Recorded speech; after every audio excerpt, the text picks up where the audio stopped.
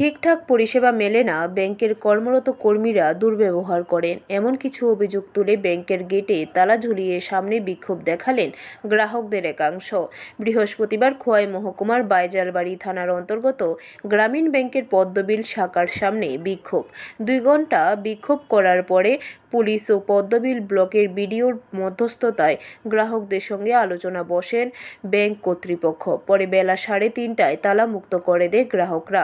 পদ্মবিল গ্রামীণ ব্যাংকের ICDS project কর্মচারী গ্রাহকদের শারদীয় উৎসবের বোনাসের টাকা ব্যাংক কর্তৃপক্ষ লোন হিসেবে অ্যাকাউন্ট থেকে কেটে নেয়।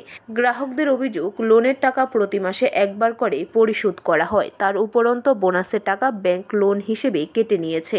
এই বিষয়ে ব্যাংক কর্তৃপক্ষের সাথে গত কয়েকদিন পূর্বে আলোচনা করেছিল গ্রাহকরা, কোনো সমাধান হয়নি। তাছাড়া ব্যাংকের কর্মীদের বিরুদ্ধে খারাপ ব্যবহার করার অভিযোগ আগেই তুলেছিলেন গ্রাহকদের একাংশ।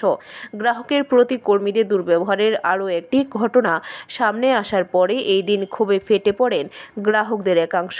আরও অভিযোগ, বয়স্ক সামাজিক ভাতা প্রাপকরা কিছু সমস্যা নিয়ে আসলে ব্যাংকের কর্মীদের একাংশ গ্রাহকদের সাথে দুর্ব্যবহার করা হয়।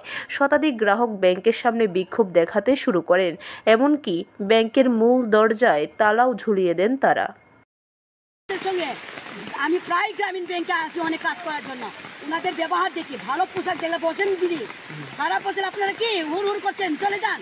আজকে নেট নেই, আজকে আপডেট হবে না, মেশিন নষ্ট, ওটা হবে, কালকে আসবে, মানে অনেক কিছু।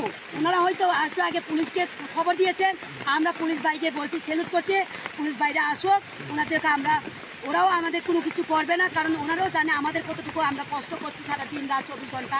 আমাদের বেনিফিশিয়ারির ক্ষেত্রে কোনো নামগন্ধ আমরা কাজ করে যাচ্ছি, যাও কতটুকু অনিরাম পাচ্ছি। এই অনিরামটা যদি ব্যাংক কেটে নিয়ে খায় সুদ বলে, তাহলে আমরা কি করবো? ব্যুরো রিপোর্ট, খবর ত্রিপুরা।